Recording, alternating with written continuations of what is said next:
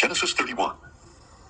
Now Jacob heard that Laban's sons were saying, Jacob has taken away all that belonged to our father, and built all this wealth at our father's expense. And Jacob saw from the countenance of Laban that his attitude toward him had changed. Then the Lord said to Jacob, Go back to the land of your fathers, and to your kindred, and I will be with you. So Jacob sent word and called Rachel and Leah to the field where his flocks were. And he told them, I can see from your father's countenance that his attitude toward me has changed, but the God of my father has been with me. You know that I have served your father with all my strength, and although he has cheated me and changed my wages 10 times, God has not allowed him to harm me. If he said, The speckled will be your wages, then the whole flock or speckled offspring. If he said, The streaked will be your wages, then the whole flock or streaked offspring. Thus God has taken away your father's livestock and given them to me. When the flocks were breeding, I saw in a dream that the streaked, spotted, and speckled males were mating with the females. In that dream, the angel of God said to me, Jacob. And I replied, Here I am. Look up, he said, and see that all the males that are mating with the flock are streaked, spotted, or speckled. For I have seen all that Laban has done to you. I am the God of Bethel, where you anointed the pillar and made a solemn vow to me. Now get up and leave this land at once, and return to your native land. And Rachel and Leah replied, Do we have any portion or inheritance left in our father's house? Are we not regarded by him as outsiders? Not only has he sold us, but he has certainly squandered what was paid for us. Surely all the wealth that God has taken away from our father belongs to us and to our children. So do whatever God has told you. Then Jacob got up and put his children and his wives on camels, and he drove all his livestock before him, along with all the possessions he had acquired in Padan Aram, to go to his father Isaac in the land of Canaan.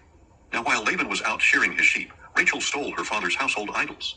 Moreover, Jacob deceived Laban the Aramean by not telling him that he was running away. So he fled with all his possessions, crossed the Euphrates, and headed for the hill country of Gilead. On the third day, Laban was informed that Jacob had fled. So he took his relatives with him, pursued Jacob for 7 days, and overtook him in the hill country of Gilead. But that night, God came to Laban the Aramean in a dream, and warned him, Be careful not to say anything to Jacob, either good or bad. Now Jacob had pitched his tent in the hill country of Gilead, when Laban overtook him, and Laban and his relatives camped there as well. Then Laban said to Jacob, What have you done? You have deceived me and carried off my daughters like captives of war. Why did you run away secretly and deceive me without even telling me? I would have sent you away with joy and singing, with tambourines and harps. But you did not even let me kiss my grandchildren and my daughters goodbye. Now you have done a foolish thing. I have power to do you great harm.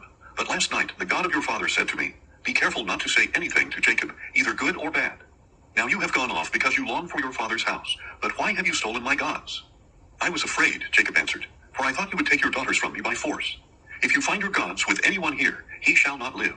In the presence of our relatives, see for yourself if anything is yours, and take it back. For Jacob did not know that Rachel had stolen the idols. So Laban went into Jacob's tent, then Leah's tent, and then the tents of the 2 maidservants, but he found nothing.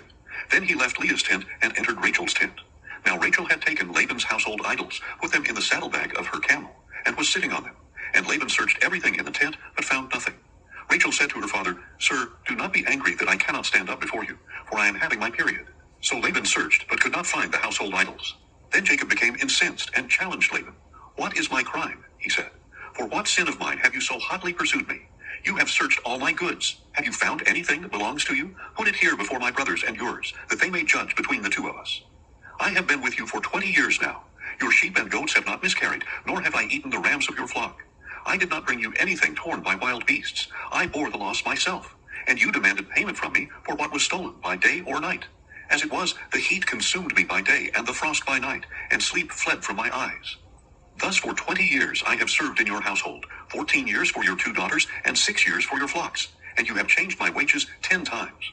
If the God of my father, the God of Abraham, and the fear of Isaac had not been with me, surely by now you would have sent me away empty-handed. But God has seen my affliction and the toil of my hands, and last night he rendered judgment. But Laban answered Jacob, These daughters are my daughters, these sons are my sons, and these flocks are my flocks. Everything you see is mine. Yet what can I do today about these daughters of mine, or the children they have borne? Come now, let us make a covenant, you and I, and let it serve as a witness between you and me. So Jacob picked out a stone and set it up as a pillar, and he said to his relatives, Gather some stones.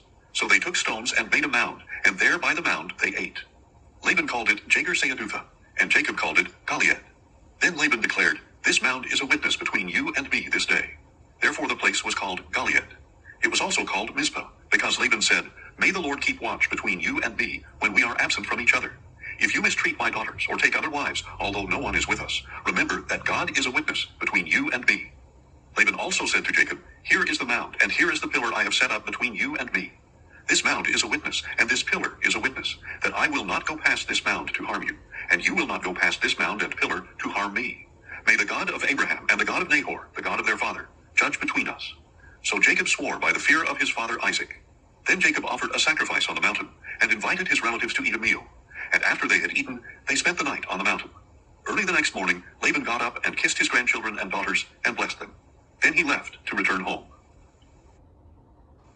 Genesis 32. Jacob also went on his way, and the angels of God met him.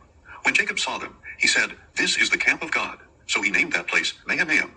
Jacob sent messengers ahead of him to his brother Esau in the land of Seir, the country of Edom. He instructed them, "You are to say to my master Esau, 'Your servant Jacob says, I have been staying with Laban and have remained there until now.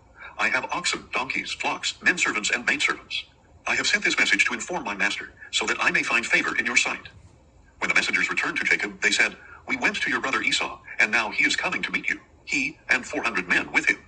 In great fear and distress, Jacob divided his people into 2 camps, as well as the flocks and herds and camels. He thought, if Esau comes and attacks one camp, then the other camp can escape. Then Jacob declared, "O God of my father Abraham, God of my father Isaac, the Lord who told me, 'Go back to your country and to your kindred, and I will make you prosper.' I am unworthy of all the kindness and faithfulness you have shown your servant. Indeed, with only my staff I came across the Jordan, but now I have become 2 camps. Please deliver me from the hand of my brother Esau, for I am afraid that he may come and attack me and the mothers and children with me. But you have said, 'I will surely make you prosper, and I will make your offspring like the sand of the sea, too numerous to count.'" Jacob spent the night there, and from what he had brought with him, he selected a gift for his brother Esau: 200 female goats, 20 male goats, 200 ewes, 20 rams, 30 milk camels with their young, 40 cows, 10 bulls, 20 female donkeys, and 10 male donkeys. He entrusted them to his servants in separate herds, and told them, "Go on ahead of me, and keep some distance between the herds."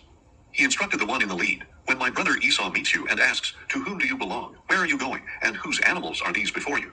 Then you are to say, 'They belong to your servant Jacob. They are a gift sent to my lord Esau. And behold, Jacob is behind us.'"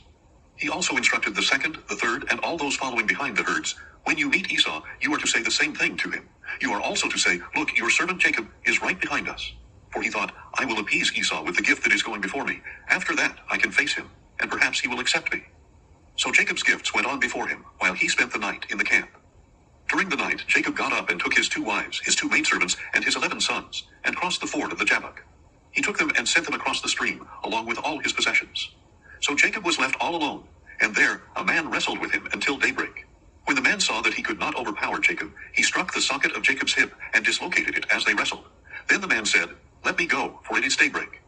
But Jacob replied, "I will not let you go unless you bless me." "What is your name?" the man asked. "Jacob," he replied. Then the man said, "Your name will no longer be Jacob, but Israel, because you have struggled with God and with men, and you have prevailed." And Jacob requested, "Please tell me your name." But he replied, "Why do you ask my name?" Then he blessed Jacob there. So Jacob named the place Peniel, saying, "Indeed I have seen God face to face, and yet my life was spared."